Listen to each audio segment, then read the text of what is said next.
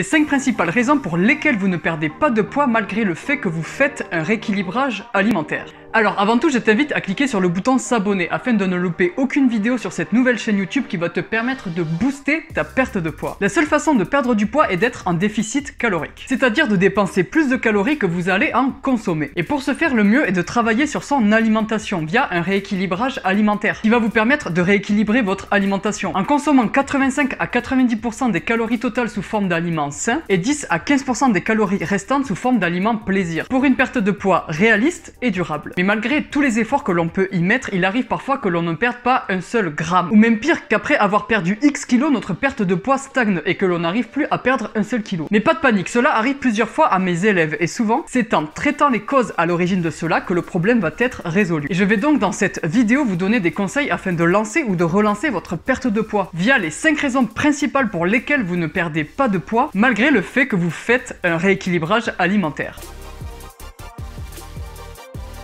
La perte de poids n'est pas un processus linéaire. En fait, il y aura des semaines où vous allez perdre 1 kg et d'autres où vous allez perdre 300 grammes, voire même d'autres semaines où vous ne perdrez rien. Mais cela ne signifie pas forcément que votre rééquilibrage alimentaire n'est pas fait correctement. En fait, de nombreuses personnes perdent souvent beaucoup de poids lors de la première semaine de rééquilibrage alimentaire, mais il s'agit principalement d'une perte de poids due à la diminution de l'eau corporelle. De plus, perdre du poids n'est pas la même chose que perdre du gras. En fait, si vous avez commencé à pratiquer la musculation, par exemple, en même temps que vous avez mis en place un rééquilibrage alimentaire dans votre vie de tous les jours, alors il se peut que vous construisiez de la masse musculaire en même temps que vous perdiez de la graisse. Et votre poids va rester constant alors que vous êtes justement en train de brûler du gras. Donc comme vous avez pu le voir, les chiffres indiqués sur la balance sont parfois trompeurs. Et pour voir si vous perdez vraiment de la graisse, essayez d'utiliser d'autres indicateurs, comme en mesurant votre tour de biceps, cuisses, fesses et abdominales à l'aide d'un mètre ruban tous les 15 jours ou encore en prenant une photo de vous de face, de profil et de dos tous les 15 jours.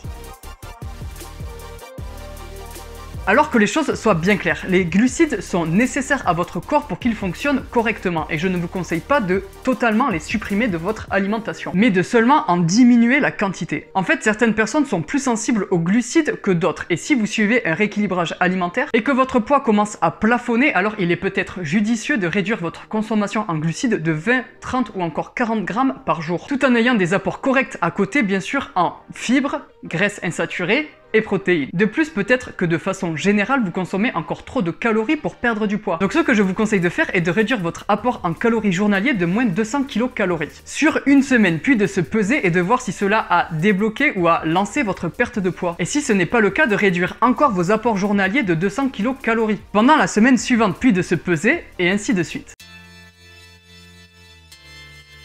J'ai vu des élèves que j'ai aidés à maigrir se trouvant bloqués dans leur perte de poids pendant des semaines, puis débloquer cela en quelques jours, seulement en réduisant leur niveau de stress. Et notamment une personne qui cumulait 2 emplois et qui du jour au lendemain a littéralement fondu, seulement parce qu'elle avait réussi à se détacher de l'un de ces 2 emplois, et que son niveau de stress avait considérablement chuté. Donc parfois il ne suffit pas simplement de faire un rééquilibrage alimentaire et de faire de l'exercice à côté. Et prendre soin de sa santé mentale est une étape importante dans la perte de poids. En fait, le stress maintient le corps dans un état de combat ou de fuite et augmente la quantité des hormones du stress comme le cortisol par exemple. Ainsi, avoir des niveaux de cortisol chroniquement élevés peut chez certaines personnes augmenter leur sensation de faim mais aussi leurs envies de grignoter des aliments malsains. Donc essayez d'être moins stressé au quotidien et cela lancera ou relancera probablement votre perte de poids.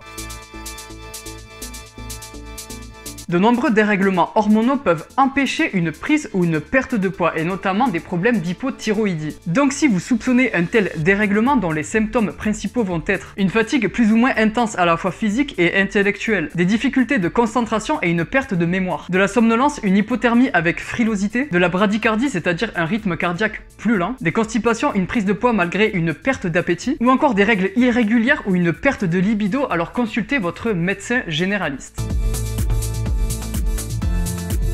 La perte de poids n'est pas quelque chose de naturel pour le corps humain qui lui a tendance à chercher un équilibre afin d'assurer sa survie. En gros, il est préférable pour votre corps de chercher à maintenir votre poids stable plutôt qu'à perdre du poids. Ainsi, vous allez peut-être à un moment être bloqué dans votre perte de poids, malgré le fait que vous essayez de tout mettre en place pour perdre du poids, et notamment en consommant moins de calories, mais cela ne fonctionnera pas. Ainsi, ma technique pour débloquer cela s'appelle le rebond glucidique. Pour ce faire, il vous suffit d'augmenter vos apports caloriques journaliers de plus 500 kcal par jour pendant 5 5 jours, en augmentant seulement vos apports en glucides apportés par les féculents. Faites donc cela pendant 5 jours, puis reprenez votre rééquilibrage alimentaire là où vous l'aviez laissé. Et votre perte de poids sera probablement débloquée. Je vous remercie d'avoir regardé cette vidéo et je vous invite évidemment à vous abonner pour voir d'autres vidéos qui vont vous permettre d'accélérer votre perte de poids et d'atteindre vos objectifs et reprendre confiance en vous. Et moi je vous dis à la prochaine pour une nouvelle vidéo sur la perte de poids.